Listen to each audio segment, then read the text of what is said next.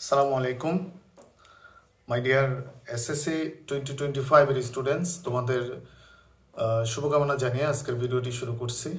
মূলত যেহেতু তোমাদের টেস্ট পরীক্ষা শেষ এবং সামনে হচ্ছে তোমাদের জীবনের প্রথম ধাপ এসএসসি পরীক্ষা, এবং এই ধাপে তোমার নিজেকে উত্তরণের জন্য অনেকটা বছর তুমি অতিবাহিত করেছো।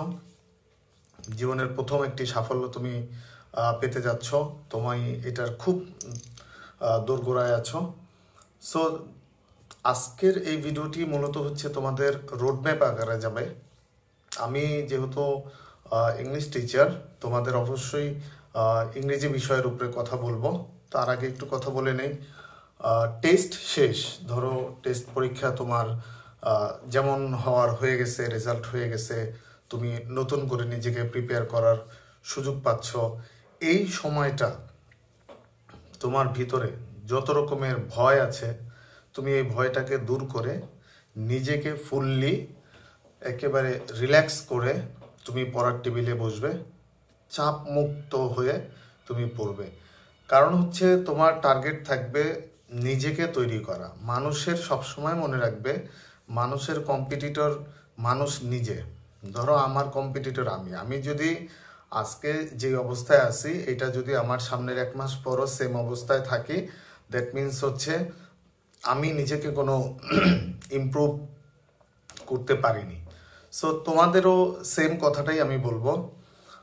আগে তোমাদের প্রত্যেকটা বিষয়ের উপরে তোমরা একটা হায়ারার্কি করবে, কোন বিষয়টার তোমাদের বেশি গ্যাপ আছে, বেশি প্রবলেম আছে, তুমি কোনটা করতে গেলে বেশি ঝামেলা ফেস করো, ওই বিষয়গুলোকে আগে আইডেন্টিফাই করবে। এটা হচ্ছে তোমার ওভারঅল সব সাবজেক্টের ব্যাপারে বললাম। এরপরে যেটা বেশি সমস্যা, তুমি সেটা নিয়ে একটু বেশি কাজ করবে।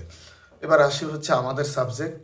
যেহেতু আমি ইংলিশ টিচার, তোমাদের ইংরেজির বিষয়ে আমি তোমাদের কিছু ট্রিক্স বলে দিব না, যে তুমি কিভাবে নিজেকে আসলে আর একটু বেশি ইমপ্রুভ করতে পারো। ধরো হচ্ছে তোমার টেস্টের ইংরেজি সেকেন্ড পেপারের যে তোমার 60 মার্কস আছে গ্রামাটিক্যালি, আর 40 মার্কস আছে হচ্ছে রিটেনের। সো আমি পার্ট বাই পার্ট তোমাকে নিয়ে আলোচনা করি। তুমি হচ্ছে একটা খাতা নাও, সুন্দর একটা সাদা পেজ নিয়ে ইংলিশ সেকেন্ড পেপার উপরে লিখে নাম্বার 1 কোশ্চেনে যে উইথ ক্লুজ থাকে আমাদের, ওইটার অবস্থা কি দেখো। তুমি যদি সেখানে 3 পাও, তাহলে তোমার এখানে আরেকটু কাজ করতে হবে। কাজ করবে কি নিয়ে? তোমার বেসিক গ্রামার নিয়ে কাজ করবে এবং ভোকাবুলারি বাড়ানোর ট্রাই করবে। তুমি ভোকাবুলারি বাড়াবে কোত্থেকে? বাজারের কোনো ধরনের ভোকাবুলারির বই তোমার পড়ার দরকার নেই। তোমার যে বাসায় যে বইটি আছে, তুমি যেই কোনো টেস্ট পেপার কিনেছো, যে কোনো একটা টেস্ট পেপার কিনলেই হবে। এখানে তোমার টেস্ট পেপারের কোনো বাধ্যবাধকতা নাই যে এটা কিনবো না ওইটা কিনবো, অবশ্যই তুমি দেখে কিনবে। সেই ক্ষেত্রে তুমি হচ্ছে এখানে তারা যেই কোশ্চেনগুলোকে ধরেছে, তুমি ওই কোশ্চেনগুলোকে বারবার পড়ার ট্রাই করো, ওইটা একটা অ্যানালিসিস করো। মানে ওই কোশ্চেনগুলোর যেই ওয়ার্ডসগুলো তুমি পারো না, সেই ওয়ার্ডগুলোকে একটা আলাদা খাতায় তুলে নাও, এবং সেটা তোমার টেবিলে স্টিকি নোটসের মাধ্যমে তুমি হচ্ছে ডেইলি অন্তত একেবারে মিনিমাম হচ্ছে 3টি, আর ম্যাক্সিমাম যদি হয় তাহলে 5টি ওয়ার্ড তুমি শিখবে ডেইলি। তাহলে আজকে থেকে যদি তুমি সামনের পরীক্ষার আগ পর্যন্ত যদি ডেইলি 5টি ওয়ার্ড শিখো, তাহলে তুমি দেখবে যে একেবারে তোমার লেভেল অনেক উপরে চলে গেছে। কারণ তুমি এখন যে অবস্থায় আছো, এখান থেকে নতুন 5টি ওয়ার্ড শিখলে তোমার অবস্থা তুমি নিজেই বুঝতে পারবে যে আসলে তোমার অবস্থানটা কি। এরপরে ধরো হচ্ছে উইদাউট ক্লু যেটা আছে, এই যে তুমি উইথ ক্লুর ওয়ার্ডগুলো শিখলে, এইটা তোমার উইদাউট ক্লুতে কি পরিমাণ যে কাজে দিবে একেবারে। ধরো মানে ব্যাপারটা হচ্ছে, তুমি যখন কাউকে কোনো কিছু গিফট দাও, তার ভিতরে যেই কাজটা করে সেম তোমার ভিতরে এই কাজটা করবে আর কি। এখন তোমাকে যে কাজটা করতে হবে, যে যখন উইদাউট ক্লু করবে, এইটা কিন্তু তোমার জন্য একটা ওপেন মাইন্ডেড একটা জায়গা, ওপেন স্পেসের মতন। তোমার যেই কোনো একটা খুশি ওয়ার্ড তুমি ইউজ করতে পারবে। একটা সাজেশন যদি এখানে তোমাদের বলে দেয়, সেই ক্ষেত্রে হচ্ছে তোমরা বাজারের গতানুগতিক যে বইগুলো আছে, হুবহু এই বইয়ের উত্তরটা হইলেই তুমি সব পারো, ব্যাপারটা এরকম না। তুমি এটার সিনোনিম, অ্যান্টোনিমস, সিমিলার ওয়ার্ড এগুলো চুজ করবে। যদি তোমার উত্তর এগুলো আসে, দ্যাটস ইট, দ্যাটস এনাফ। এটা বইয়ের সাথে মিলতে হবে এমন কোনো কথা নেই আর কি। তারপরে হচ্ছে তোমার ধরো একটা টেবিল আছে, টেবিলের ক্ষেত্রে তুমি হায়ারার্কি মেনটেন করবে। তুমি আগে টেবিলটাকে গ্রামাটিক্যাল অনুযায়ী সাজাবে, দেন হচ্ছে হায়ারার্কি মেনটেন করবে যে কতটুকু কোনটার আগে কোনটার পরে যাবে, এই ব্যাপারটা তোমরা দেখবে আর কি। রাইট ফর্ম অফ ভার্বসের ক্ষেত্রে তোমরা হচ্ছে একেবারে বেসিক যে গ্রামারগুলো আছে সেই গ্রামারগুলো হচ্ছে তুমি মোটামুটি যা জানো মোর দেন এনাফ, কোনো সমস্যা নেই। আপাতত তোমার এখান থেকে নতুন কিছু শেখার নেই। তুমি 10টি বছর পড়ে ফেলছো, টেস্ট দিয়ে ফেলছো, সামনে তোমার আছে মাত্র অল্প কিছু সময়। এই ক্ষেত্রে তুমি হচ্ছে যেটা করবে, তুমি ডে বাই ডে প্র্যাকটিস করো এবং স্পেসিফিক প্রবলেমগুলোকে আইডেন্টিফাই করো যে তুমি আসলে বারবার কোন জায়গাটায় ভুল করতেছো। এই জায়গাটা তুমি লাল কালি দিয়ে রাখো, পরের বার আবার ট্রাই করো, দেন যখন তুমি পারবে তখন ওইটারে সবুজ কালি দিয়ে দিবে। জাস্ট এইভাবে তুমি তোমার টেবিলে, টেস্টের পরে স্বাভাবিকভাবেই টেবিলে 3-4টা কালারের কলম রাখতে হয়। কারণ হচ্ছে তুমি একেবারেই যেটা পারো না সেটা হচ্ছে রেড মার্ক করবে, যেটা একটু কম পারো সেটা হচ্ছে তুমি ইয়েলো বা গ্রিন এই টাইপের কিছু একটা করতে পারো। যেটা একেবারে ভালো পারো সেটা হচ্ছে তুমি ব্লু দিয়ে দিলে। আর প্র্যাকটিসের জন্য তো তুমি একটা ব্ল্যাক বল পেন তো অবশ্যই রাখবে। এরপরে হচ্ছে তোমার ন্যারেশনের ক্ষেত্রে সেম কথা। তারপরে হচ্ছে চেঞ্জিং সেন্টেন্স। চেঞ্জিং সেন্টেন্সের ক্ষেত্রে তোমাদের সবচেয়ে বেশি যে সমস্যাটা হয় যে তোমরা যে রুলসগুলো শিখো বা যে ফর্মুলাগুলো শিখো, এই ফর্মুলাগুলোর বাইরে আসলে তোমরা আর কোনো কাজ করে না মাথা। এক্ষেত্রে তোমাদের একটা কথা হচ্ছে যে তুমি যখন তোমাকে এই ফর্মুলার বাইরে দিবে তখন তুমি নিজে একটা স্ট্রাকচার বানানো ট্রাই করবে। এই ক্ষেত্রে যদি নতুন কোনো ওয়ার্ড অ্যাড করা লাগে তুমি সেটা করবে, কোনো ওয়ার্ড যদি বাদ দেওয়া লাগে তুমি সেটা বাদ দেবে। তুমি জাস্ট সেন্টেন্সের স্ট্রাকচারটা ঠিক রাখলেই হয়ে যাবে। কমপ্লিটিং সেন্টেন্সের ক্ষেত্রে তুমি জাস্ট একটা ফ্রেজ, একটা নাউন, একটা ক্লজ এগুলো অ্যাড করে দিবে। কার উপরে অ্যাড করবে, মানে তারা যে অংশটা দিবে ওই অংশের উপরে সিমিলার রেখে দেন হচ্ছে অ্যাড করবে। এখন 10টি বছর তুমি পড়াশোনা করছো, সামান্য একটি লাইন তো তোমার জন্য কোনো ব্যাপারই না। তুমি জাস্ট সাবজেক্ট, ভার্ব, টেন্স এগুলো মিল রেখে লিখে দিবে। এরপর হচ্ছে কিছু প্রবাদ বাক্য থাকে কমপ্লিটিং সেন্টেন্সের জন্য। তুমি হাতে গোনা 10-12টা প্রবাদ বাক্য শিখলেই হবে। Health is wealth, time and tide wait for none, তারপরে a stitch in time, save nines, তারপরে honesty is the best policy, তারপর হচ্ছে where danger is come, danger is fair. এই যে মানে এই টাইপের যেই কথাগুলো থাকে আর কি। তো তুমি এরকম 10-12টা লিস্ট করে নিবে, দেখবে যে প্রিভিয়াস কোশ্চেনে কোন কোন প্রবাদ বাক্যগুলো তারা হচ্ছে বারবার ধরেছে আর কি। আচ্ছা, সাফিক্স অ্যান্ড প্রিফিক্সের জন্য কোশ্চেন নাম্বার 8-এ তোমরা যেটা করো সেটা হচ্ছে যে যেটা ভালো লাগে সেটাই দাও। ইটস গুড, ঠিক আছে, তুমি ওইটাই ইউজ করবে। কিন্তু তুমি যদি মানে 4টি পার্টস অফ স্পিচকে একটু ঘুরায় পেঁচা নিজের মাথার ভিতরে নিতে পারো, আশা করা যায় তোমার এখানে যে 2-1টা ভুল হচ্ছে এই ভুলটাও হওয়ার আর চান্স থাকবে না। এর মধ্যে হচ্ছে ধরো নাউন, অ্যাডজেক্টিভ, ভার্ব, অ্যাডভার্ব, এই 4টি জিনিসকে তারা ধরা হয়। তুমি যেটা করবে, তুমি সেম ওয়েতে তুমি কোশ্চেন নিজে নিজে ট্রাই করবে। যেখানে যেখানে ভুল হয় সেখানে হচ্ছে তুমি রেড মার্ক করবে এবং এইভাবে তুমি তোমাকে ইমপ্রুভ করবে। তুমি ধরো একটা গোল সেট করলে, এই গোলটা হবে হচ্ছে তুমি আজকে হচ্ছে ধরো এই তারিখ থেকে, ধরো 1 তারিখ থেকে, ধরো 1 তারিখ থেকে 7 তারিখ অথবা 1 তারিখ থেকে 10 তারিখ, এই 10 দিনে তুমি কতটুকু প্র্যাকটিস করলে 10 দিন পরে তোমার সেম যদি ভুলগুলো হয়ে থাকে তাহলে তোমার মনে করতে হবে যে তোমার এই 10 দিনের প্রিপারেশনটা আসলে যেভাবে হওয়ার দরকার ছিল সেভাবে তুমি নেও নাই বা নিতে পারো নাই। ওকে, তো তুমি মানে নিজেকে এত বেশি চাপ দিও না যে তোমার হচ্ছেই না বা তোমার দ্বারা হবেই না। তোমাকে জাস্ট ফ্রি করার জন্যই হচ্ছে আজকের এই ভিডিওটি। তুমি যেভাবে পারো সেভাবে জাস্ট হচ্ছে তুমি প্র্যাকটিস করে যাও। ওকে, সেম কথা হচ্ছে তোমার ট্যাগ কোশ্চেনের ক্ষেত্রে, সেম কথা তোমার হচ্ছে কানেক্টরসের ক্ষেত্রে, পাংচুয়েশনের ক্ষেত্রে। এখন রিটেন পার্ট নিয়ে একটু আসি।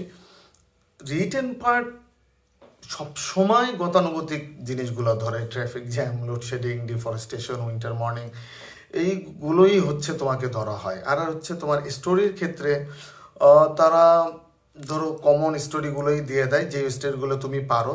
তুমি একেবারে 6 থেকে এই পর্যন্ত যতগুলো স্টোরি শিখছো, যতগুলো প্যারাগ্রাফ শিখছো, তুমি এই জিনিসগুলোই হচ্ছে বারবার রিভাইজ করতে থাকো, রিপিট করতে থাকো নিজের সাথে নিজের। তুমি ফ্রি হ্যান্ড রাইটিংটা একটু বাড়ানো ট্রাই করো, যদি ধরো আনকমন কিছু আসে সেই ক্ষেত্রেও যেন তুমি লিখতে পারো। এখন এই ক্ষেত্রে ম্যাক্সিমাম বাচ্চাদের একটা সমস্যা হয় যে স্যার আমি ফ্রি হ্যান্ড রাইটিং লিখি ঠিকই, কিন্তু আমার সেন্টেন্স বড় করতে পারি না বা আমি ওরকমভাবে লিখতে পারি না। আমি তোমাকে কয়েকটি ওয়ার্ড বলে দিচ্ছি যে তুমি হচ্ছে একদম সিম্পল সেন্টেন্সে লিখবে। ধরো এটা প্রেজেন্ট ইনডিফিনিট হইতে পারে, কন্টিনিউয়াস হইতে পারে। এতটুকু লেখার পরে তুমি সেন্টেন্সটাকে একটু বাড়াবে। প্রথমে হচ্ছে তুমি একটা সেন্টেন্স লিখলে, দেন হচ্ছে তুমি একটা কানেক্টরস ইউজ করলে, ওকে? কানেক্টরস ইউজ করলে সেন্টেন্সটাকে একটু বড় করলে, এক্সটেন্ড করলে, দেন হচ্ছে তুমি প্রিপোজিশন ইউজ করবে। এটা করলে তোমার সেন্টেন্সটা আরেকটু বড় হয়ে যাবে। দেন তুমি এই সেম সেন্টেন্সটাকে তুমি একটা কমপ্লেক্স স্ট্রাকচারে ফেলাইতে পারবে। যখনই তুমি এইভাবে মানে এক একটা পার্ট ধরে ধরে ধরে ধরে দেন তুমি সামনে এগোবে, দেখবে যে তোমার সেন্টেন্সটাই বইয়ের চেয়ে অনেক বেশি ভালো হয়ে গেছে।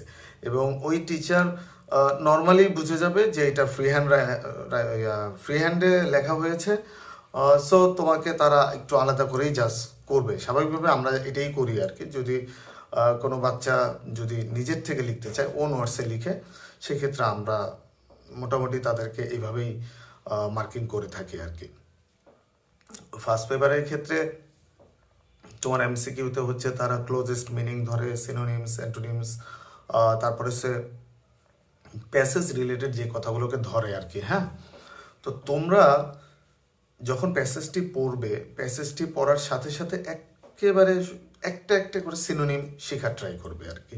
হ্যাঁ, যখন তুমি একটি একটি সিনোনিম শেখার ট্রাই করবে, তখন দেখবে যে তোমার মোটামুটি অনেক ভোকাবুলারি স্ট্রেঞ্জ হয়ে গেছে, তোমার ভোকাবুলারি স্কিল অনেক বেড়ে গেছে।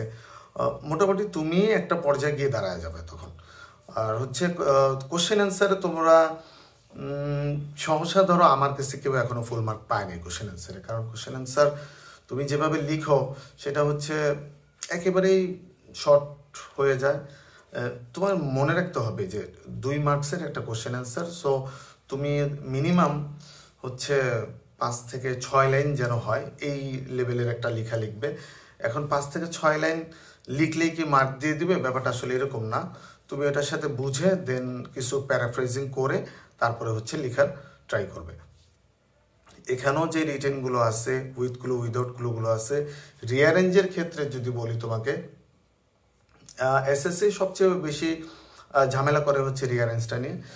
ধর আনকমন আসুক আর কমন আসুক, এটা রিয়ারেঞ্জে 2 প্রকারের হয়। একটা হচ্ছে পার্সন বেসড রিয়ারেঞ্জ দেয়, অথবা হচ্ছে ধরো স্ট্রাকচারাল বেসড রিয়ারেঞ্জ দেয়। তোমরা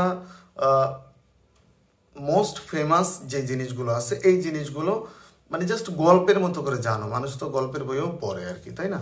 তুমি এইভাবে যখন শিখবে তখন মোটামুটি তোমার একটা, তুমি যখন পরীক্ষা ফেস করবে আর কি, আনকমন আসলেও তুমি ওই গল্পের অনুযায়ী তুমি এটা লিখে দিলে মোটামুটি তুমি বুঝবে যে হ্যাঁ হয়ে গেছে আর কি। আর এরপরে হচ্ছে রিটেন যেগুলো আছে, সেই রিটেনের ক্ষেত্রেও তুমি সেম সেকেন্ড পেপারে যেই ফর্মুলাটা অ্যাপ্লাই করবে, ফার্স্ট পেপারে সেম ফর্মুলাটা তুমি অ্যাপ্লাই করবে। তো এইভাবে তুমি 1 তারিখ বা 2 তারিখ, 10 তারিখ তুমি ধরো এই ভিডিওটি যখন দেখবে, বা তোমার যদি সৌভাগ্য হয় তুমি ওই সময় থেকে তুমি 1 সপ্তাহ টার্গেট নেবে। এরকম ধরো 1 সপ্তাহ টার্গেট নিলে দেন তুমি নিজেকে যাচাই করার ট্রাই করবে। ওকে, আশা করা যায় তুমি এভাবে যদি নিজেকে গুছাও, 100% তোমার ইংলিশের স্কোর খুবই ভালো হবে, খুবই ভালো হবে। তোমার যদি ইংরেজি নিয়ে কোনো ধরনের কোশ্চেন থাকে, কোনো কিউরিসিটি থাকে বা কোনো প্রবলেম থাকে, তুমি অবশ্যই তুমি আমাকে জানাতে পারো। আমাদের এই ভিডিওর নিচে কমেন্ট করতে পারো, অথবা আমাদের পেজ বা আমাদের চ্যানেলে তুমি গেলে একেবারে দেখবে যে ফুল প্লেলিস্ট আকারে সব কিছু দেওয়া আছে। তুমি ওখান থেকে চাইলে শিখতে পারবে, অথবা তোমার যদি ডিরেক্টলি কথা বলতে হয় তুমি কমেন্ট করবে, অফকোর্স আমি তোমার সাথে কন্ট্যাক্ট করবো। আর অভিভাবকদের যদি বলতে চাই, গার্ডিয়ানদের এই সময়টা একটু বেশি সমস্যা হয়ে হচ্ছে, তারা বাচ্চাদের মানে হিউজ এক্সামের একটা ব্যবস্থা করে। আসলে বাচ্চা শিখতেছে না, শেখার টাইম পাচ্ছে না, কিন্তু এক্সামের জন্য তারা খুব মানে তাড়া দেয় আর কি বাচ্চাদেরকে। তো এই ক্ষেত্রে যদি একটা কিছু বলতে চাই, যে আপনাদের উদ্দেশ্যে বলবো যে আপনারা এক্সাম অবশ্যই দিবেন, এক্সাম তো দরকার আছে। এক্সামের বাইরে আরেকটি জিনিস করবেন, সেটা হচ্ছে বাচ্চাকে পর্যাপ্ত পড়ার একটি সিচুয়েশন তৈরি করে দিবেন। আপনার এইটুকু অবস্থায় এই বাচ্চাটা যতটুকু পড়তে পারবে আপনার এই এতটুকু সাপোর্টে ও কিন্তু ধরেন ওর থেকে মানে ও নিজেকে ছাড়ায় যাবে, সিম্পল হিসাব। আপনি ওকে একটু বুস্ট করেন, ওকে কিছু ইন্সপায়ার করেন, কিছু রিওয়ার্ডের ব্যবস্থা করেন। হ্যাঁ, যে ও ধরেন আজকে 5 ঘন্টা বললে আপনি ওকে একটা স্পেশাল খাবার দেন, আপনি পার ঘন্টায় ওকে কিছু একটা দেন, প্রোভাইড করেন। মানে মোট কথা হচ্ছে ওর যাতে টেবিল থেকে উঠতে না হয়, ওর যদি কোনো ডিভাইস দরকার হয় আপনি ওর সাথে থাকেন। আপনার যদি অন্য কাজ থাকে তাহলে আপনি ওকে একটা আলটিমেট টাইম দিয়ে দেন যে তুমি এত সময়ের ভিতরে এটা শেষ করো। যেহেতু সামনে পরীক্ষা 3 মাস, দেখো তোমাদের জীবনের মানে গুরুত্বপূর্ণ 10টি বছর চলে গেছে, জীবনের হ্যাপিনেস অনেক অনেক মজায় কাটাইছো। এই 3টা মাস তুমি খুব সিরিয়াসলি পড়ো, কারণ তোমার ইংরেজি সো ওভারঅল সব সাবজেক্টে যদি তোমার স্কোরটা ভালো না হয় তুমি আলটিমেট একটি ভালো কলেজ পাবে না। আর ভালো কলেজ না পেলেই জীবনটা শেষ এমনটাও ভাবার দরকার নাই। সো সব দিক মিলায় জিলে নিজেকে যেখানে দেখতে চাও নিজেকে সেভাবে প্রিপেয়ার করো। তুমি আজকে থেকে আগামী 4 মাস 5 মাস 6 মাস পরে যখন তোমার রেজাল্টটা হবে, তুমি ওই বিজয়ের হাসি হাসতে চাও নাকি অন্যের সাথে দুঃখে দুঃখিত হতে চাও, এটা অ্যাজ এ উইশ, এটা তোমার ইচ্ছে। তোমাদের অনেক অনেক শুভকামনা, ভালোবাসা, দোয়া। Thank you. আসসালামু আলাইকুম।